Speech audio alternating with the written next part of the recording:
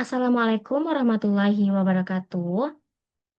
Pada video ini, kami dari kelompok 11 ingin mempresentasikan hasil kerja kami pada proyek SIA atau Sistem Informasi Akuntansi mengenai analisis dan pemodelan sistem informasi akuntansi pada siklus bisnis perusahaan PT Indosemen Tunggal Prakarsa Tbk. Kelompok kami beranggotakan dua orang, yaitu Fadilah Nurilahi dengan NIM 23133072 dan saya sendiri selaku moderator yaitu dengan NIM 23133092. Baiklah, selanjutnya akan dijelaskan oleh Fadilah Nurilahi. Fadilah dipersilahkan. Baik, terima kasih kepada moderator. Saya akan menjelaskan dimulai dari profil perusahaan. Nama perusahaan ini adalah PT Indosemen Tunggal Prakarsa Tbk yang didirikan pada tanggal 16 Januari tahun 1985 berkantor pusat di Wisma Indosemen lantai 8 Jakarta. Pabriknya memiliki beberapa cabang yang diantaranya ada di Citoruk Bogor, 10 pabrik, di Palimanan Cirebon, 2 pabrik, di Terjun Kalimantan Selatan, 1 pabrik. PT Indosemen Tunggal Prakarsa Tbk merupakan bagian dari Heidelberg Cement AG Jerman. Nah, bidang usahanya sendiri ada dari usaha inti dan usaha penunjang. Untuk usaha inti terdiri dari industri semen, industri mortar, atau beton siap pakai, industri kemasan dan kotak dari kertas dan karton, pertambangan batu bara, penggalian batu hias, dan batu bangunan. Untuk usaha penunjangnya meliputi penampungan dan penyaluran air baku, pengumpulan limbah berbahaya, treatment dan pembuangan limbah berbahaya, penyiapan lahan, dan kawasan industri. Berikut adalah struktur organisasi singkat dari PT ini. Yang pertama ada komisaris utama oleh Bapak Kevin Gerard Glowski, komisaris independen yang terdiri dari Bapak Dedi Juhar, Simon Subrata, Franciscus Welirang. Diikuti dengan Direktur Utama Christian Kartawijaya, Wakil Direktur Utama Beni Setiawan Santoso, dan Direktur lainnya seperti Hasan Imer, Ramakanta Baktasher, Troy Dartojo Saputro, dan David Jonathan Clark, dan yang terakhir ada Omer Kos. Nah, untuk produk dan jasanya sendiri, yang pertama ada produk utama, itu ada semen yang dengan merek 3 roda, dan merek Raja Wali, ada beton siap pakai, dan ada agregat dan bahan bangunan. Jasa pendukungnya ada distribusi semen, pelayanan dan logistik, dan outsourcing tenaga kerja. Untuk sistem informasi, PT ini menggunakan ERP Enterprise Resource Planning yang diintegrasikan untuk integrasi keuangan, penjualan, distribusi dan inventory, otomatisasi pelaporan, dan audit trail yang memiliki manfaat untuk efisiensi operasional dan memperkuat pengendalian internal. Revenue cycle atau siklus pendapatan dan aktor dan proses yang terlibat itu dimulai dari tim customer service and sales yang akan memverifikasi pesanan dan input sales order, dilanjut dengan tim marketing yang akan mengkomunikasikan dan mengkonfirmasi kebutuhan customer. Ada tim produksi yang akan menyediakan barang jika stok tidak tersedia. Ada logistik yang akan melakukan pengiriman produk ke customer dan tim keuangan yang melakukan penerimaan pembayaran, rekonsiliasi, dan pengingat piutang. Dilanjut dengan tim manajemen sebagai tim untuk mengevaluasi efektivitas penagihan dan kesehatan keuangan perusahaan. Nah, proses utamanya ada penerimaan pesanan, dilanjut dengan verifikasi dan pembuatan sales order, ada produksi barang, jika diperlukan, ada pengiriman barang, ada pembuatan invoice dan faktur pajak, penerimaan pembayaran, rekonsiliasi dan pelaporan, dan yang terakhir penanganan piutang bermasalah jika ada. Aliran dokumen dan transaksinya,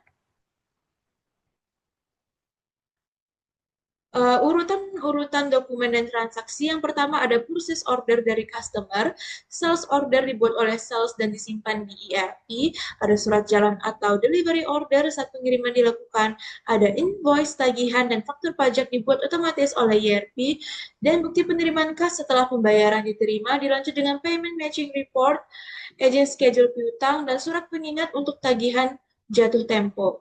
Dan terakhir ada dokumen penghapusan piutang jika dinyatakan tidak tertagih. Untuk teknologi atau sistem yang digunakan, itu menggunakan teknologi dan sistem modul ERP, baik dari tim sales dan distribution untuk menghasilkan output berupa pencatatan sales order, pengiriman, dan invoice. Bagi tim finance dan accounting, fungsinya untuk menghasilkan output pencatatan pembayaran, rekonsiliasi, dan laporan penagihan piutang. Untuk inventory dan production, itu ada monitoring stok dan produksi barang jika tidak tersedia. Dan yang terakhir bagi tim reporting dashboard untuk menyajikan data real time untuk manajemen dan analisis performa piutang. Untuk penjelasan berikutnya akan saya serahkan kepada rekan saya kembalikan kepada moderator. Baik, terima kasih kepada Dila. Selanjutnya akan dijelaskan oleh saya sendiri. Mengenai BPMN atau Business Process Modeling Notation, pada revenue cycle PT Indosimen Tunggal Prakasa Tbk, ini prosesnya dimulai dengan customer yang membuat pesanan. Selanjutnya, pesanan ini akan diverifikasi oleh sales atau marketing. Dan juga akan dibuatkan sales ordernya melalui sistem ERP yang mana di sini akan menyimpan dan mengelola dokumen secara otomatis. Selanjutnya, pihak produksi akan memproduksi semen atau beton siap, di mana ini dilakukan di pabrik, dan pihak logistik akan menjadwalkan pengiriman dan juga akan melakukan pengiriman barang melalui via darat atau laut. Lanjut, setelah pengiriman barang, itu akan dikirimkan invoice dan juga faktur pajak oleh pihak sales atau marketing, di mana ini akan dilakukan oleh sistem ERP membuat invoice dan faktur setelah pengiriman. Terdapat dua dokumen sebagai outputnya di sini adalah invoice atau tagih dan juga faktur pajak.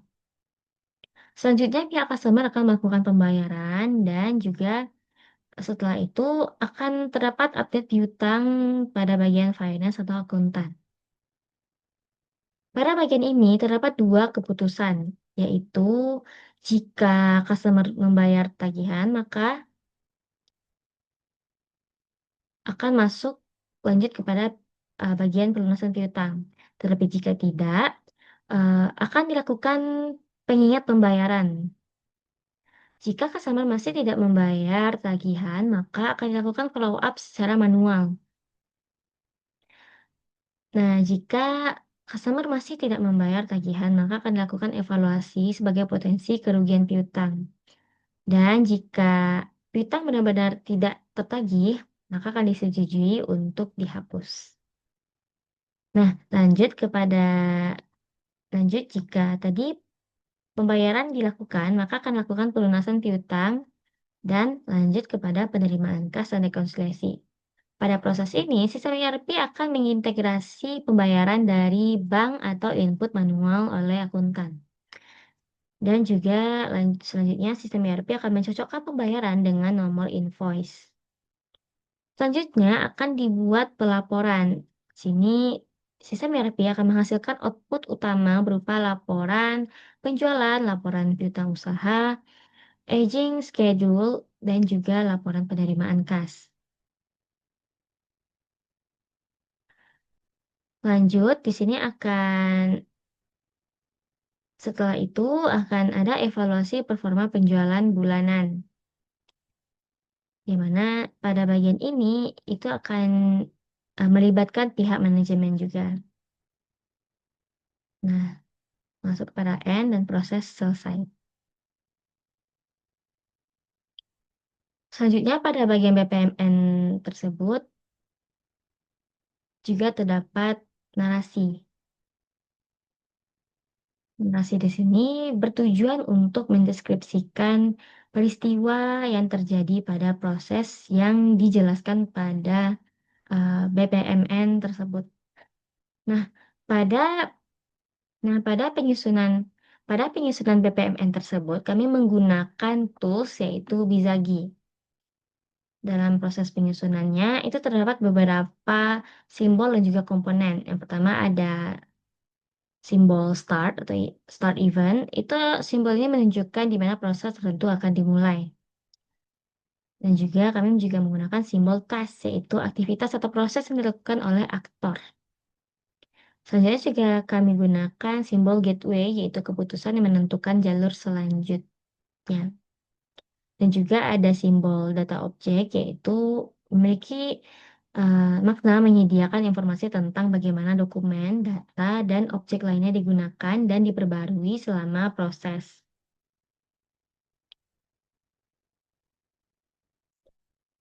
Lalu juga ada sequence flow, yang mana ini memiliki arti alur proses yang menunjukkan urutan tindakan dan keterkaitan antar departemen. Terus juga ada komponen pool di sini. Itu mewakili peserta dalam proses. Peserta dapat berupa entitas bisnis tersebut atau juga dapat berupa peran bisnis yang lebih umum, misalnya juga pembeli. Terus komponen selanjutnya itu ada LAN, di mana LAN ini merupakan simbol sub partisipasi dalam pool. Ada juga simbol association yang merupakan yang digunakan untuk mengaitkan informasi dengan objek aliran. Selain itu juga dapat menunjukkan aktivitas yang digunakan untuk mengimbangi suatu aktivitas. Lanjut juga di sini ada komponen annotation, yang mana ini merupakan simbol anotasi teks, yang merupakan mekanisme bagi pemodel untuk menyediakan informasi tambahan bagi pembaca diagram BPMN. Yang terakhir itu ada simbol end event, yang merupakan simbol yang menunjukkan di mana suatu proses ini akan berakhir. Dengan demikian, tidak akan ada aliran urutan yang akan keluar. Nah, masuk kepada bagian penjelasan konteks model. Penjelasannya juga tadi sudah saya sampaikan secara menyeluruh. Nah, yang mana tadi terdapat beberapa tahapan, yaitu ada tahapan pemesanan, produksi dan pengiriman, penagihan, dan pembayaran. Terus juga ada tahap pencatatan keuangan dan juga tahapan penanganan piutang.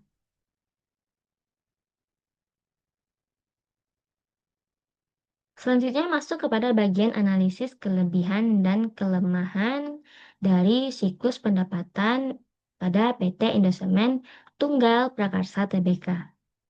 Pada bagian pertama yaitu ada efisiensi proses. Kelebihannya di sini yaitu alur kerja terstruktur dan terintegrasi antar divisi. Penggunaan sistem ERP mempercepat pencatatan pesanan, faktur, dan juga update piutang. Terus juga penjadwalan pengiriman dan follow up di piutang disusun logis dan juga sistematis. Namun kekurangannya di sini yaitu beberapa aktivitas masih manual, seperti follow up pembayaran dan juga evaluasi piutang bermasalah. Dan juga proses persetujuan antar level manajemen belum jelas otomatisasinya, sehingga berpotensi menjadi bottleneck. Pada bagian kedua yaitu adalah keandalan sistem informasi. Kelebihannya di sini yaitu adalah sistem ERP ini menyimpan nama proses data secara real time sehingga meningkatkan akurasi dan kemudahan pelacakan.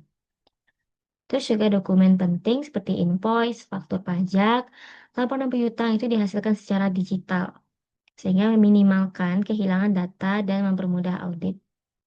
Namun kekurangannya di sini yaitu tidak jelas siapa yang memverifikasi input data dan kesalahan awal bisa berdampak sistemik, yaitu garbage in dan garbage out. Dan juga di sini terdapat ketergantungan tinggi pada ERP, sehingga uh, akan terjadi gangguan sistem bisa menghambat seluruh proses. Masuk kepada bagian risiko kesalahan atau fraud. Pada bagian ini, kelebihannya yaitu sistem otomatis mengurangi risiko human error dari proses manual. Dan proses terdokumentasi dengan baik, menciptakan audit trail yang jelas untuk pelacakan kesalahan atau aktivitas mencurigakan. Kekurangannya di sini adalah follow up piutang manual berisiko dimanipulasi oleh pihak internal. dan juga tidak terlihat adanya pemisahan tugas dalam follow up atau penghapusan piutang, sehingga akan meningkatkan potensi fraud internal. Lanjut pada bagian terakhir adalah kesesuaian dengan prinsip pengendalian internal. Kelebihannya sendiri di sini adalah sistem ERP mendukung otorisasi transaksi. Terus juga pencatatan otomatis dan juga pembatasan akses sesuai prinsip pengendalian. Dan di sini juga terdapat evaluasi pembayaran bulanan sebagai bentuk monitoring kinerja rutin. Namun juga terdapat kekurangan di sini, yaitu tidak dijelaskan mekanisme otorisasi dan review atas penghapusan piutang yang rawan disalahgunakan. Lalu di sini juga tidak ada penjelasan validasi silang antar fungsi, misalnya logistik dan juga keuangan, sehingga melemahkan kontrol internal. Baik, cukup sekian pemaparan hasil kerja dari proyek kami. Dapat ditarik kesimpulan bahwa secara keseluruhan sistem siklus revenue atau revenue cycle PT Indosemen Tunggal Prakasa Tbk ini menunjukkan efisiensi tinggi dan keandalan yang baik berkat sistem ERP yang digunakan. Namun masih ada celah pada proses manual dan aspek pengendalian internal yang perlu diperkuat, terutama dalam tahapan follow up piutang dan penghapusan saldo untuk menghindari risiko kesalahan atau fraud. Nah, perusahaan sebaiknya memperjelas pemisahan wewenang serta mengintegrasikan kontrol tambahan pada titik rawan untuk menjaga integritas sistem. Nah, pada penyusunan proyek akhir ini kami menggunakan beberapa referensi, terutama referensi yang kami gunakan itu adalah laporan keuangan konsolidasian PT Indosemen Tunggal Prakasa Tbk yang berakhir pada tanggal 31 Desember tahun 2022. Terus juga kami menggunakan referensi dari website resmi yang terpercaya dari PT Indosemen itu sendiri.